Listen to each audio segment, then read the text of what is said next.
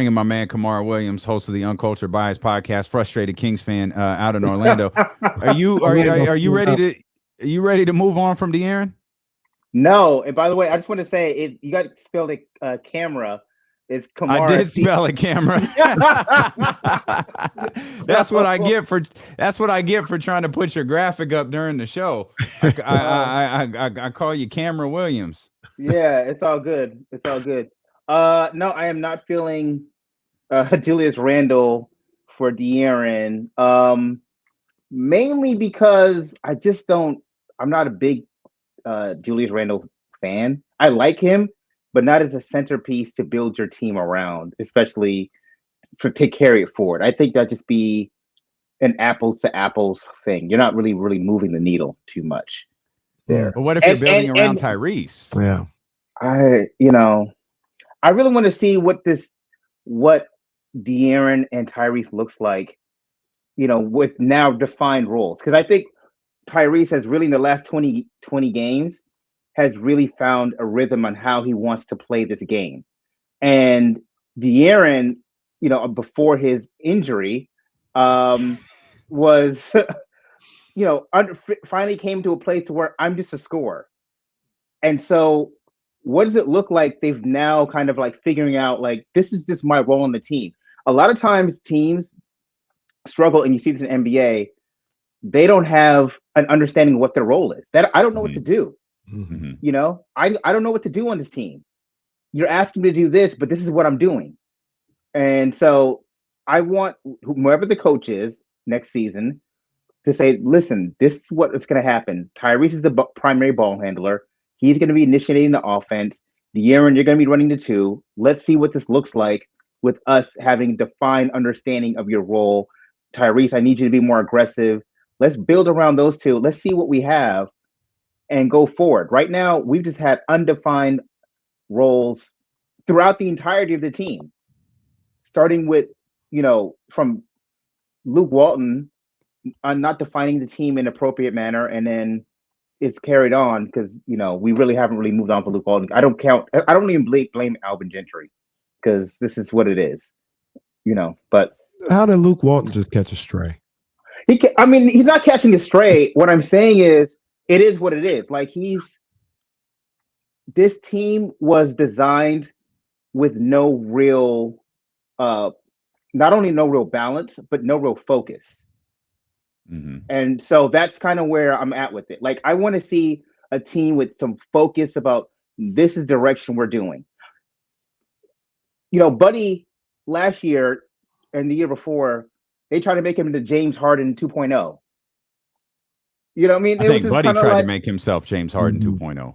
No, because actually, if you remember comments from Luke, he said, I think, coming into the season last year, he said, this is going to be a really important season for Buddy as we're going to be giving him more responsibility to expand his game. That was Luke Walton. And it's like, what are we even talking about? No. Like, he's 32 years old. I'm just being facetious here. And you're talking about 36. expanding his, he's 36, yeah. Him and LeBron the same age. And you're talking about expanding his role. You know what I mean? Like it was just ridiculous. So I want to see what a coach comes in with a vision for a dynamic backcourt. So there's regardless of what the people think, the media tries to say about me, I do think coaching matters to a certain degree, and somebody that can, put people in certain roles and get the best out of talent, that absolutely matters. But when I see the Kings, I like once again, I feel like this group of players, they keep getting bailed out by people talking about there's no direction or there's no leadership or the coach, this and that. You don't need no leadership or direction. Keep your man in front of you. Like, defend, play hard, rebound, pass the ball. If things aren't going right, communicate with your teammates. And these are like the things that they don't do are bare basics.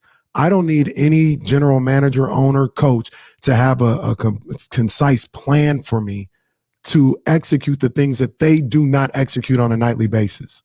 They don't play well. They don't play well for each other. They don't play well for the organization. They don't play well. And it comes with just a lot of bad tutelage it comes straight down. It starts from the top all the way down. And I just feel like what my fear is with Davion and Tyrese is that we don't want this organization to infect them with the idea of bad basketball. So that's why I'm all for getting rid of guys like Buddy. And I mean, and even Marvin has improved his defensive rating in the last few weeks. But I just want a clear slate and let this team come in and let them figure out, get rid of the bad habits. De'Aaron has picked up a lot of bad habits because he was the face of a franchise that was rudderless. And so he was allowed to get away with things. And now it's, it's kind of just gotten so bad and pronounced in his bad habits in basketball court that I want a coach to call him out and say, these are your bad habits here, both defensive, especially defensively, and then offensively. And, we're not doing this anymore. We're not doing any of this. We're starting over. We're starting over within an idea of this is how you play good basketball. So here's the thing that I say about that. Excuse me. You guys think, like, regardless of I say this all the time, regardless of what you think about if the guy knows how to call up a good play out of a timeout or whatever the case may be. Right. Luke Walton has been around great basketball his entire life. Great basketball. The man knows basketball. His dad was Bill Walton. He played under Lute Olson. Look, it goes even further. He played under Phil Jackson. He played with Kobe Bryant. Alvin Gentry, 40 years around the game, been around the greatest, both Luke and Alvin Gentry, around one of the great basketball teams and minds of all time in that Golden State locker room. Are we really sitting up here trying to say that these two guys, at the very least, I didn't even talk about Rico Hines, Lindsey Harding, Doug Christie, have not once mentioned to De'Aaron Fox or any of these players, hey, this is how you should play. This is what you should be doing. Like, they're being told this. De'Aaron Fox is not executing it. Like, it's not the organization's fault. It's not the coach's fault. He's not executing it. And I agree. He's not executing it to the point where it's been stated numerous times from whether it's Jason Jones or yourself that the organization has told him over the last few years, we want to play fast. And he's still walking the ball up the court, And so I agree. It's been communicated, but at the same time, I'm not ready to cut the cord on this because I don't know what this is yet. And unless we're going to be getting a bona fide superstar in return, which Julius Randle is not, then the answer to your question is you're not. You're not getting a superstar in return. So guess what? Here's what I want you to do then. As an organization, I want you to build a team that suits the talents of your backcourt. I want you to build a team that looks with shooters and defenders on the wing and in the post that that your players have like Tyrese is a free safety. He's not a top dog defender like Davion is, right? So we need somebody. If he's a free safety, then we need a long stretch wing at the 3, a rangy 4 who can that can shoot, and we need a shot blocker in the paint that can cover up these weaknesses. So when guys get beat on the perimeter, people can rotate or they can get to the paint and clog up the middle. That's what we need, and we need people who's going to be able to shoot. So Tyrese, when he's creating off the pick and roll or he's trying to do a wheel or whatever, that guys can hit the shots. Right? We need shooters. We need shooters who De'Aaron, when he's driving, they're not clogging up the lane. But here's real quick, Dave. Here's the problem. If Fox stays, Tyrese is going to be kicking out to De'Aaron Fox. Not necessarily. I mean, the thing is, if you have shooters on the team, you can find there's enough plays on the court to where guys get open looks in a flow of an offense that makes sense for them. That makes sense. And utilizes their talent. I know we're not here for this, but like one of the things I've talked to Damian about this over the years in the private. My pet peeve with Marvin, and he's had some other issues that we don't talk about, but I never felt like they utilized Marvin in the right way. I never felt like they sometimes they stuck him in the corner, which is not his skill set. Like shooting him in the corner, keeping him in the corner is not Marvin's skill set. I'm sorry. And that's what coaching is about. Like, clearly he's a box guy where he needs it in a certain space on a certain block to get production out of him. Now, I'm not saying retrofit your offense about him, but it's creating opportunities with the skill set that you have. And I have yet to see that for this team. I think Luke came in with a pre-designed idea of how to run a team. Alvin Gentry came with the same because came in with the same idea. I want to see a coach who comes in. I'm gonna look at the talent we have, and this is how we're gonna run this team. That's what I want to see. Camara Williams, host of the Uncultured Bias podcast, and frustrated Kings fan in the state of Florida. A couple of things of note as we transition here. It looks like the Dolphins' job is down to Kellen Moore and Mike McDaniel. It's going to be interesting for a lot of different reasons. Allegedly, the New Orleans Saints want to interview Eric Bieniemy this week. That'll be something to watch for a variety of reasons, which we'll get into later. But Camara, you had some time to go over the Brian Flores lawsuit, and I'm curious if any one thing in particular really, really stood out to you. Yeah, the lawsuit is long. Number one, 58 pages. I don't know if anybody actually read that thing. I don't know if I mentioned this. Like, Kamara's an attorney. Like that's why he went through this. Like, I know he mentioned the frustrated Kings fan. Kamara's an attorney. Yeah, that's what actually pays the bills. And I'm actually texting a client right now to stop texting me. Yeah, and so I practice out of Florida, and one of the areas I practice in employment law and just civil litigation. So the things that really stuck out for me, and I don't know if you guys looked at the lawsuit, that turned my stomach. Everything else was kind of like superfluous to me, right? But the thing that turned my stomach the most was the concept of the NFL basing their impairment rating of players based on race. Mm-hmm. That thing really bothered me. Mm. And I know it's been alleged multiple times, but to see that in a complaint, and is how they conducted payout to disabilities, because they're basically, just to explain, they're saying that Black players didn't have the same cognitive ability as white players. And so therefore, when they're suffering from head trauma, it wasn't as severe because they weren't as smart. Right. That's crazy, man. That is sickening to me. That is sickening. That is some I don't even know. That is some medieval concept of just race. That's some Darwinism, type BS right there. And it was just quietly, we're gonna stop doing that. Right. Yeah. Wait, what? You did what? And that was a lot of people's first introduction into that. And they needed pressure. They needed pressure to stop doing. If there was no awareness to it or pressure to it, they would have just kept how they would have gone about things. Yeah. No character within them says we should stop doing this because this is wrong. It was they don't like that. So they found it out. So we should just not continue to do it because they found it out. This is something we've talked about for the last few days, and I have serious questions over. What's the real impact of this lawsuit? Okay, so I talked about a quick plug for the podcast. I just recorded a podcast about this, and Uncultured Bias, available wherever you get podcasts from.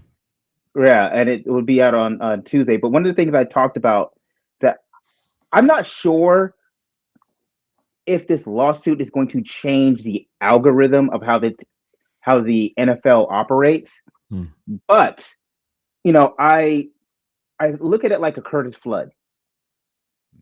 Curtis Flood didn't see the benefit of his lawsuit against MLB in order to become a free agent. And those who not aware of who Curtis Flood is, 1969 he filed a case with federal civil action against the Major League Baseball in order to get become a free agent. And years later, Oscar Robertson, among other NBA players, did the same thing with the NBA, and then obviously things have transpired to where free agency is a commonplace thing. But Curtis Flood died of alcoholism, and he never saw the benefit of his struggle. I'm not saying that. I'm not hoping that that's going to happen with this Brian Flores. But what I'm saying is, we may not see the change that happens from this lawsuit, because even reading from it, as an attorney, I can see where some things get thrown out. I can be like, oh, okay, well, that's not going to stick. You know. By the way, and I'll get into that in a moment, but I don't know if the end result was to actually make it stick. Okay. Yeah. But it might be incremental. Sometimes the harshest penalty is sunlight. And so when you shine something on somebody or an organization, and you you put the mirror up to them for them to see, they're like, yeah, we don't like that reflection. So it may force them down the line, not in the immediacy, because if it happens in the immediacy, it may cause them to be subject to like more liability. Mm-hmm. Right. Mm-hmm. So, they're not going to like change overnight, but it something will happen. Something will happen. Yeah. So I know you probably have another follow-up question. No, that was the question, Casey. Go ahead. No, I was just simply going to ask, do you kind of mentioned that you don't think, anything will stick, or some things won't stick. What do you think will stick? What he has a real shot of, kind of, I don't know, what he can get, money wise, or if it's civil suit, or just, what sticks for him? Okay. So a discrimination lawsuit is very interesting, because a lot of times the public looks at things from the black and white point of perspective. Mm-hmm. And as a civil litigator, a lot of stuff happens within the gray. That's where that's where the meat of the bones case is. It's not so clear cut. Mm-hmm. And so there is something to be said about the NFL's discriminatory practices. Now, whether it was discriminatory intent, that's something that's going to have to be proven up, right? It does seem like there's a prima facie case of an idea of what there was an intent there based off of the operation of the NFL and how they've conducted themselves. I want to start off by saying this. A case like this is designed to bring the defendant to a heel so we can get a monetary judgment. Like, when you sue a large organization like this, you're not thinking you're going to change the organization all the time. It's probably not even to get to trial. I doubt it. I would bet my life savings, and my wife would be upset, but I bet my life it doesn't go to trial. 90% of civil suits don't go to trial anyway, but suits like this are not designed to go to trial. Suits like this are designed to initiate discovery process, and so we can embarrass you enough to bring you to a heel to be like, I just want to get rid of this. So where the defendant's client, with the defense attorney will look at his client and be like, we still want to continue down this road, and like, no, this is embarrassing. I'm ready for it to be over. Write them a check. What is their number? Find out their number and let's move on. And that's really how I see cases like this happening, because there is some form of discrimination, but the problem is it's a class action suit, and outside of Brian, other people are going to have to want to sign into this class action. And if he ends up getting a job, and if the NFL plays 4D chess and offers him a job tomorrow, and they haven't certified their class action by another with 2 or 3 other people, it might be dead in the water already. That's why they were on ESPN, saying like, they're almost, you could look and see as an attorney, they were pleading for other people to come in and join this lawsuit. They were trying to legitimize the lawsuit with a big media push. And so, yeah, it was almost like yeah, we got a good one. Y'all need to jump on this, bandwagon. In fact, I'll even put some more culture on it. You tired of the NFL team disrespecting you?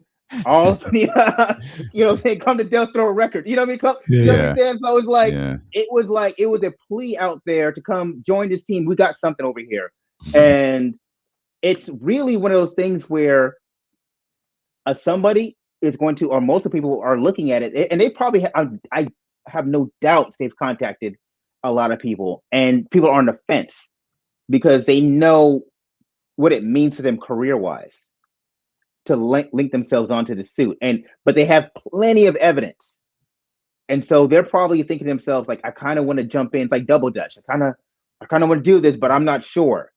And I feel like that's what Hugh Jackson did. Yeah. Hugh Jackson was like, hey, oh, wait, no, that's not what I meant. No, that's not what I meant. Yeah. He pulled back. Camara Williams-Uncultured Bias podcast. It's clear you're going to have to come back. You're going to have to come back. We're going to have to talk more about a variety of different things. Come back, talk Kings basketball as well. Again, check out the Uncultured Bias podcast available on the Odyssey app or wherever you get podcasts from. That's my man, Camara Williams. We're coming back. Trista Crick joins us at the top of the hour. Can I say one thing? I'm going to sue the Sacramento Kings for emotional distress. So I'm starting a class action lawsuit. We have long discussed this. We're definitely gonna sign up. We have long. You've got a lot of people who are ready to jump on board. You can run me my money. You can enjoy that. You can join the emotional distress lawsuit by following the Uncultured Bias podcast.